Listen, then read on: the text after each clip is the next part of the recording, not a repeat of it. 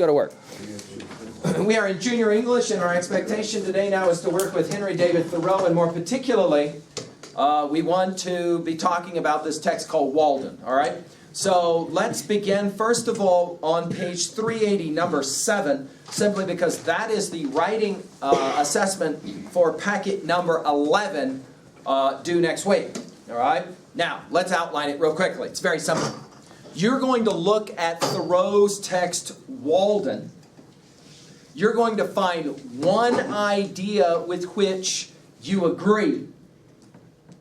And you will want to follow that idea. 3 reasons why you agree with it. 3 reasons why it makes sense to you. All right? So a sample thesis, for example, Mr. Schaefer, might be something like the following. Thoreau's idea about energy conservation, for example, is one that makes a lot of sense to me. Then your POVs, one reason why the energy conservation model makes sense to me, a second reason why, a third reason why. Again, we're quoting from the text itself, namely Walden, and what do we call that kind of quoting? Internal validation. And then we're going and looking for, of course, outside of the text, research and the like, external validation. Does that make sense? So let's begin with a very simple question. Who is Henry David Thoreau, and why should I care? Okay? So now we're ready to go to some notes over Henry David Thoreau. By the way, you will want to have a look at that packet that we gave to you yesterday that had the Emerson quote on the front. Go ahead and grab that packet real quick. That's the one that Mr. Perez copied for us yesterday. Okay? Go ahead and look at that one real quick. And that one's going to help us as well. Here's why. There are some passages from that.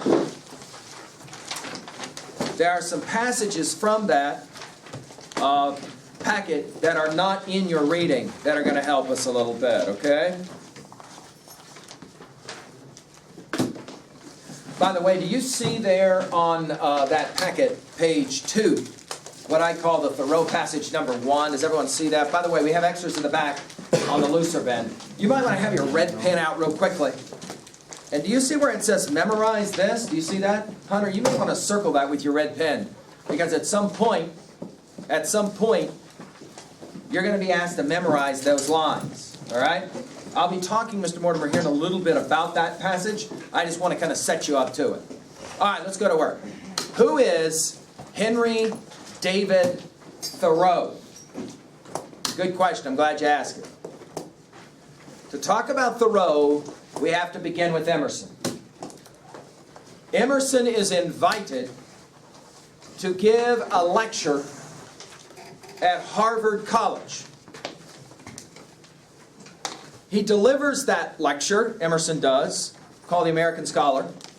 Sitting in attendance is a young student named Henry David Thoreau. Thoreau. Learn how to spell the name. Thoreau hears Emerson's lecture, and it blows his ever-loving mind. So much so that he decides to leave school. No kidding. And he shows up in Concord, where Emerson lives, and believe it or not, spends some time hanging out with Emerson. He's so interested in Emerson's ideas on transcendentalism. Let's say it this way now for your notes. Emerson is the thinker in many ways, the inventor of important ideas. Thoreau is the doer. He's the guy who says, you know, this idea, this philosophy of self-reliance, that's a really interesting idea. I'm interested to know if it could work. I actually am going to try to see if it can work. All right? And that's exactly what he does. He goes outside of the town of Concord. Concord is a town outside of Boston. And he goes into the woods next to a little pond named Walden. W-A-L-D-E-N. Walden. This pond. He lives in this little one-room shack, this little hut, for 2 years. He lives alone. For 2 years, he lives by himself in this little shack next to this pond called Walden. He doesn't take much with him. Here's the goal. The goal is to see, can I basically live pretty much off of the land? Got me? In other words, he takes the idea of Emerson, of self-reliance, and he decides to try it on himself for 2 years. He takes 1 or 2 books with him, but most importantly for us, he takes some blank paper and a pencil. The pencil's important because Thoreau's daddy owns a pencil factory. Now, you might not think that's too big of a deal until I tell you that in Thoreau's day, everybody writes with pencil. Thoreau's dad's got bank. That is to say, the kid grows up with wealth. His daddy owns the country club, if you get my drift here, okay? So when Thoreau decides to drop out of Harvard and then go live in the woods, 1 or 2 people in Thoreau's family think that maybe he's what? You got it. Lost his ever-loving mind. Thoreau, though, is far more interested in trying to live in the woods, and he starts writing, put it in your notes, this is important, he starts writing journals to himself, notes. These are just kind of random observations about what it's like to live in the woods, all by himself. 2 years later, Thoreau is ready to leave the woods and to re-enter society. His experiment, as he will call it, has ended, and he's ready to get on with his life. He lets Emerson read some of these notes. Emerson's like, dude, this is some pretty interesting writing. Why don't you publish these notes? At first, Thoreau's like, nobody would want to read my ramblings about living alone for 2 years. Emerson says, I think you're wrong about that. I think a lot of people would be interested in reading this stuff. Thoreau publishes this under the title of simply Walden. That's what he calls it. He will have little chapters, and those chapters will have different names. For example, notice in your hymnal, please, on page 372. Do you see on page 372 where it says, where I lived and what I lived for? Do you see that? That's a chapter title. Notice, for example, on to page 376. Do you see the chapter title called Solitude? Another chapter title called The Pond in Winter. What's the name of the pond where he was staying next to? Walden, right? Okay. Or, for example, on 377, do you see Spring? That was another chapter from this book. And then finally, the conclusion, which was no big shock here, the last page, or the last chapter of Walden, okay, from Conclusion. These chapters are published under the title of Walden. Are you ready for this for your notes? Becomes an immediate bestseller. Immediately. Americans start reading this text and immediately identify with the philosophy that Thoreau will introduce.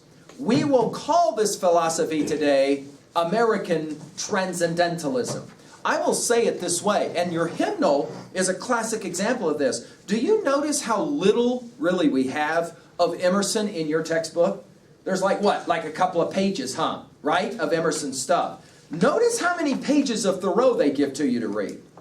There's a reason for this. Reading Thoreau, much easier than reading Emerson. Thoreau's prose, his writing style, is a much easier read than Emerson's more intellectual essay writing.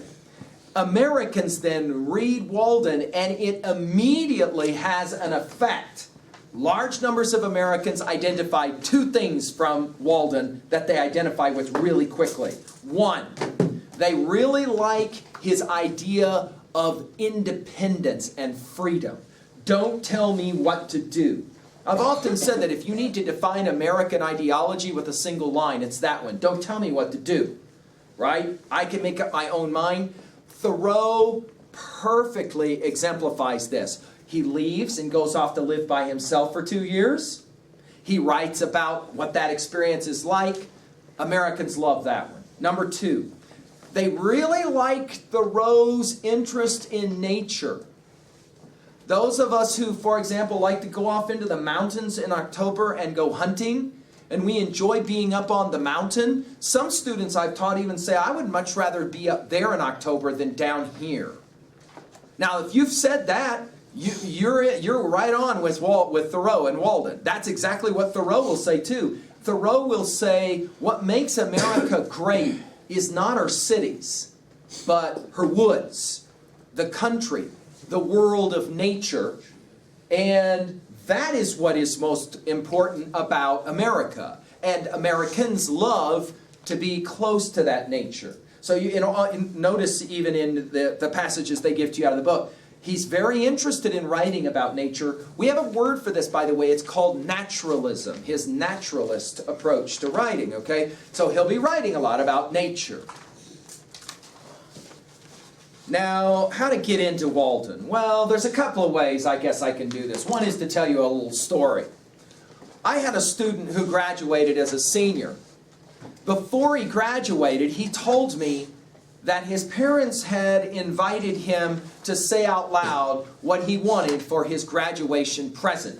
They were people of some wealth. Do you want a trip around the world? Would you like to have a brand new car? Would you like to have blah, blah, blah? His response was, I would like 2 weeks alone on the mountain as my gift for graduating. His parents were very protective and they said, bad idea. He said, that's why I said to you, this is my gift. I want you to let me go all alone up on the mountain in the month of late June, early July, so the snows are not going to trouble me. And I want to live for 2 weeks a la Thoreau, all alone. I saw this student a month into the summer, in late July, and I said, so, how did it go? He said, very interesting. I said, how so? He said, well, first of all, there was some serious flack I had to take for going up all alone. For example, my buddies kept saying to me, dude, you're going to go live up on the mountain for 2 weeks. That's swell. We're going with you. We're going to have a great... He's like, no, you don't understand. The whole project is I got to go by myself. I don't want to go with somebody else. Oh, well, why do you got to go alone? Because I want to see what that's like. Oh. So he said, day set to go, beautiful day, drove my truck up there to the trailhead, got out of my truck, loaded up my bag, my backpack, and I started walking. I walked a long distance back into the woods where I could be completely alone, set up, and it was amazing in the first day. He goes, it was incredible. And then the second day happened. I said, you were scheduled for 14 days. He said, right. Day 2, I realized there's nobody here. It was in day 2 that he said, a strange thing hit me. And as he told me the story, he said, from here on out, every time you lecture through, I want you to tell my story, because it's an absolutely true story, and he said, and it's a very strange one. He said, in the second day, it hit me for the first time. I had lived 18 years of my life, and I had always been around other people.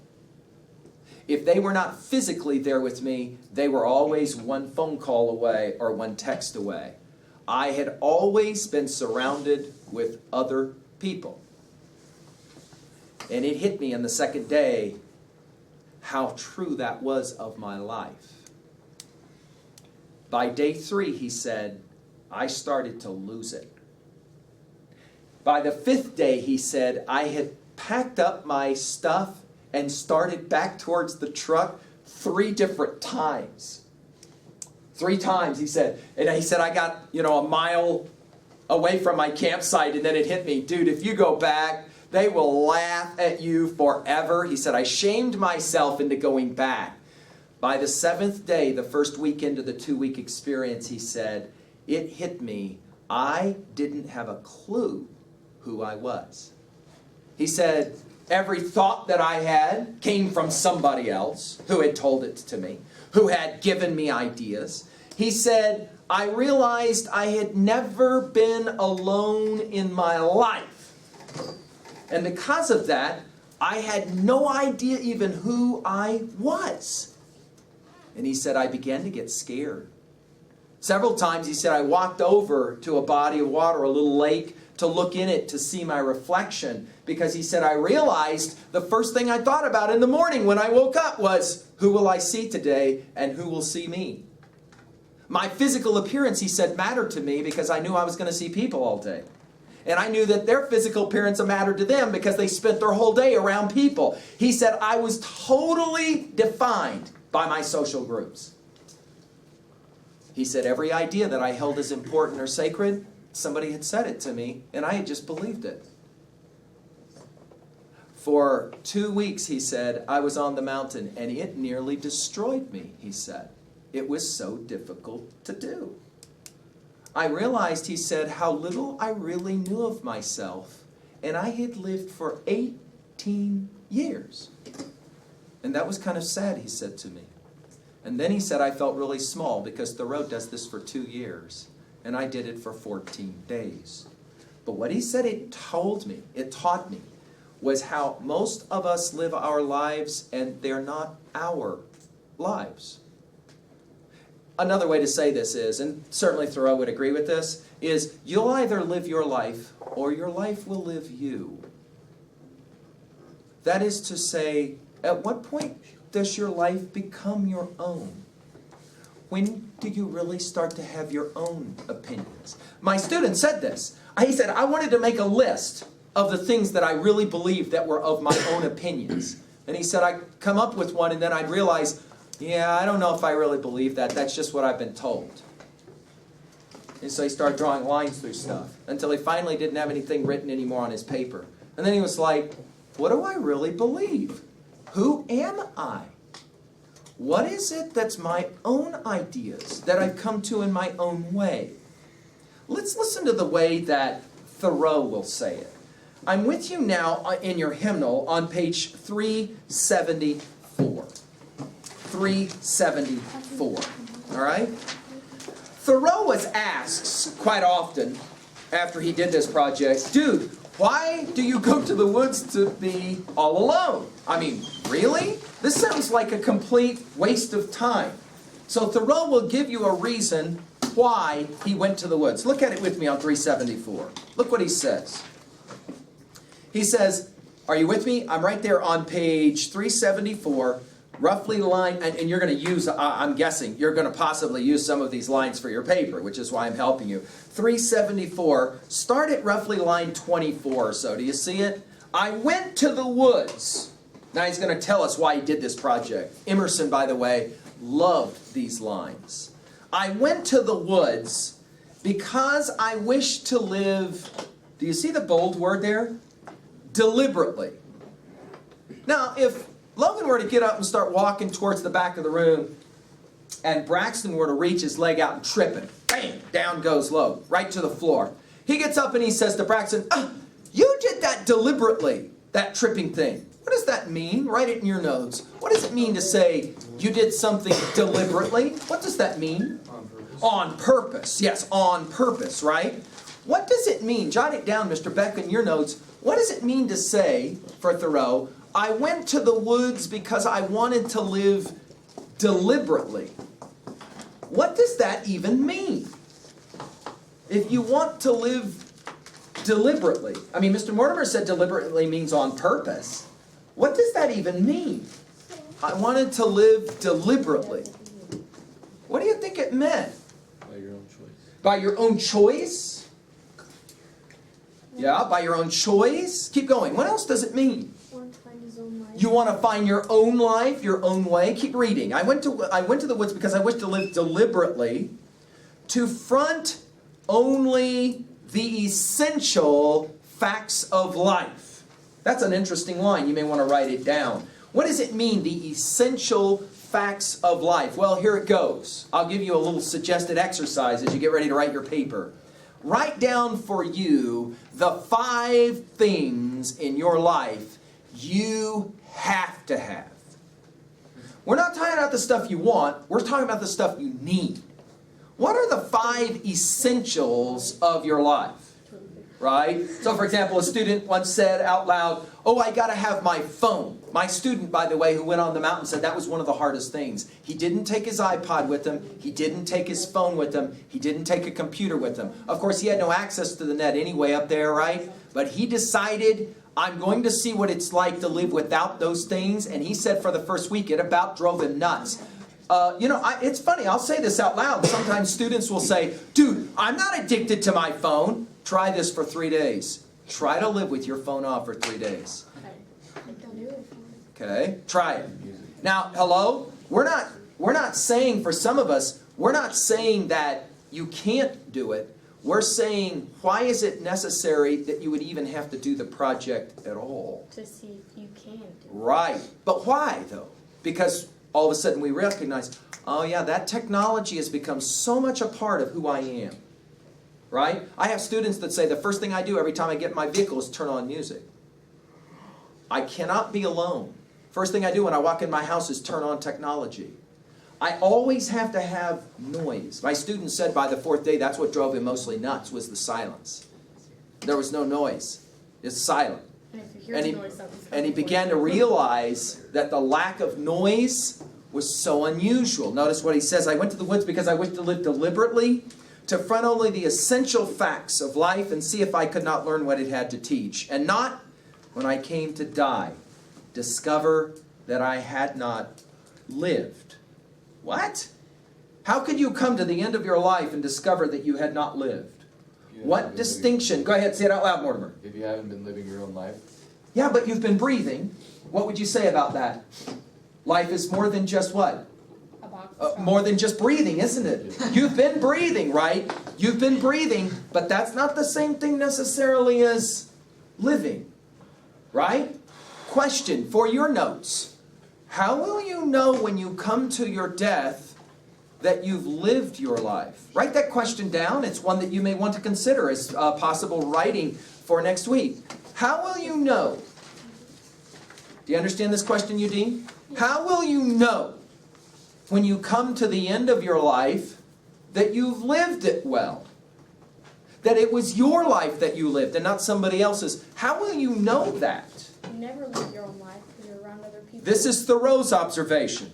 He hadn't been living his own life. He had been living the life, for example, his parents wanted him to live, or teachers wanted him to live, or other people, his pals wanted him to live, right? Take a look at what he said next. I did not wish to live what was not life. Living is so dear, nor did I wish to practice resignation unless it was quite necessary. He says, I didn't want to give up my goal unless I had to. I wanted to live deep and suck out all the marrow of life. The word picture here is that life is like a bone where you crush the end to get to the inside of the bone where the marrow is, right? Notice he says, I wanted to live deep and to suck out all the marrow of life. To live so sturdily and Spartan-like as to put to rout all that was not life, to cut a broad swath and shave close, to drive life into a corner. In other words, he says, I was interested in living a life that was my life. Go to your handout real quickly and take a look there at the reading that I've qualified as Thoreau Passage 1.